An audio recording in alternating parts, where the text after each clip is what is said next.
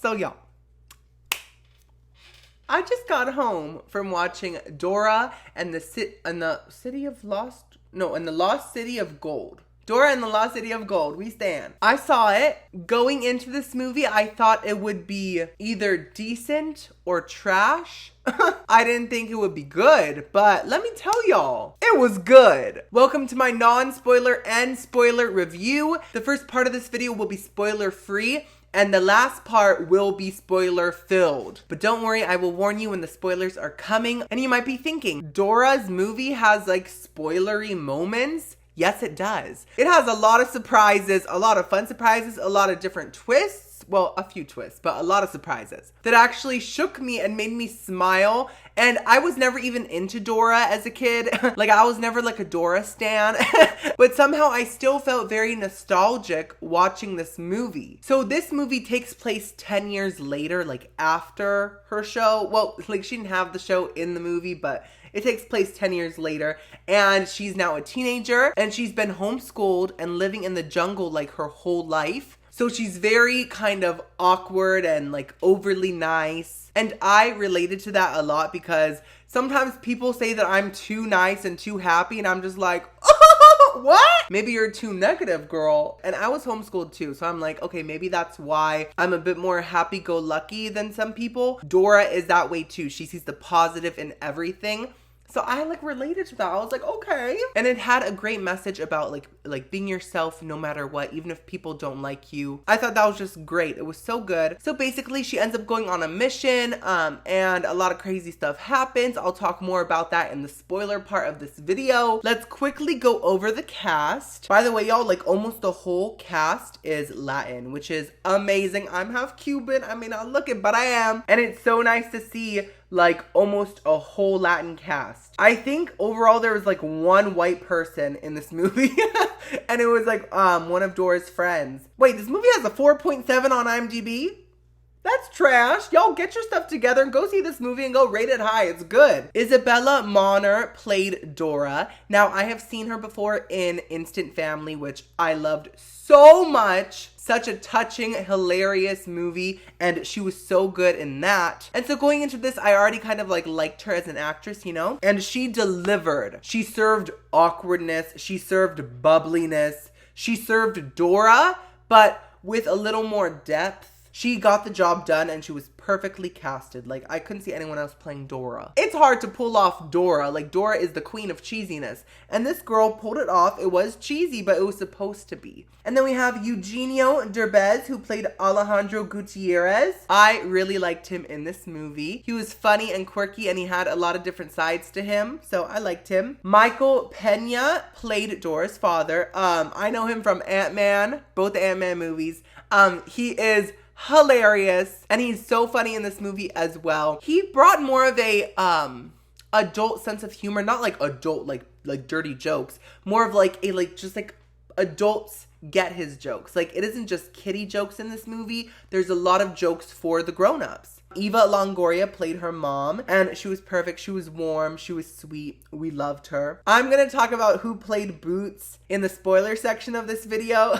You'll see why. And then Jeff Wahlberg played Diego, who I didn't like in the first half of the movie. I don't think you were supposed to like him. He got better and better. He was a good actor. It was just the character I was like a little annoyed with, but for good reason. You'll see. And let me just say, this movie was flat out funny. Like, it was really funny. Of course, there were some cheesy kiddie jokes, but I laughed a lot, like out loud, mostly because of Dora's like awkwardness and just like being Dora. It's almost like they parodied the show. Like, they like made her like really Dora-ish. You have to see to understand. It was like a respectful Dora parody. I loved it. Also, this movie gave me strong Spy Kids vibes. It's like Spy Kids meets Tomb Raider. And Spy Kids is like one of the most fun movies from the early 2000s. I love it so much. It is ridiculous, but it's iconic. And this movie had those same qualities. Should you go see this movie? I think you should, if you don't take it seriously. It's a kids movie. It is ridiculous, but it's so much fun. So let's rate this movie and then we can get into the spoilers. I'm gonna give it 8 backpacks out of 10. It wasn't perfect, but it was so much fun and I enjoyed it so much. I'm seeing it again soon. Okay, y'all, spoiler warning. I'm gonna talk about spoilers right now, so if you don't wanna know what happens in this movie, don't watch, but you still should. Okay, so the intro is literally the Dora theme song, and it shows young Dora and young Diego in like a car, and Swiper is chasing them, like live action Swiper, and Boots is there, and her backpack is talking, and the map is there. Everything's happening. And then they kind of wake up and it shows that they're just like daydreaming kind of, and it's just like real life and they're in like a fake car. But it was such a fun short sequence. It was such a great way to start the movie off nicely. Now, yes, Swiper is in this movie throughout it. Boots is in this movie throughout the whole thing. And the CGI, I think, looked good. I think it was meant to look cartoony. So like it didn't look real, but it was like a style. So it worked. Do you get me? It wasn't just like bad CGI. And Swiper talks a bit, not a lot, but he has a few little jokes here and there, and he swipes a lot of things. Now, y'all, this part shook me. There's a 2D animated sequence in this movie of Dora.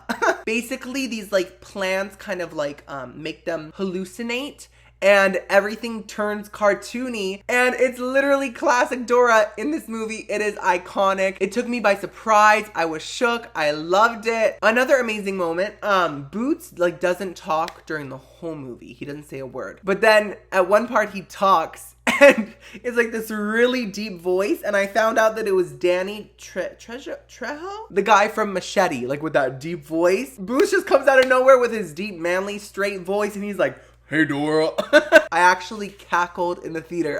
It took me by surprise again. Now, the main spoiler in this movie is that Eugenio Derbez's character is the villain. I wouldn't have seen it coming, but they hinted at it in the movie. There's this scene where he almost dies in quicksand, and when he finally gets out of the quicksand, he's like shook, and he's like, "I'm a bad person, I'm a bad person." And Dora's like, "No, you're not a bad person." And that made me think like, okay, he legit just said he's the villain. So maybe we'll find out later if he actually is the villain, and he was. But I genuinely would not have known if the movie didn't spoil it for me. Does that make sense? Also, at the very end of the movie, there's a whole dance singing sequence that I loved so much. It was so much fun. I feel like the movie started off with a very high energy scene and it ended with a high energy scene, and it was so fun. I did not expect to be slayed by this movie, but I pretty much was. So that's my review. Let me know in the comments below if you have seen it, and let me know your thoughts on this movie. Anyways, I'm gonna go. Subscribe for more movie reviews and trailer reactions. I'll see you next video. Bye. Oh my god, I got